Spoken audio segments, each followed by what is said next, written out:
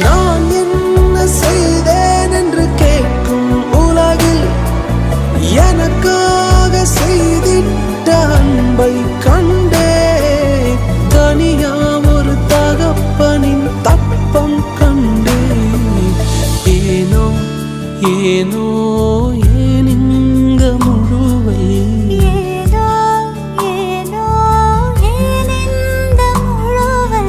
அசத்தனாம் என்மேல் ஆசத்தி கொண்ட அசத்துருவும் போல எவரும் இல்லை.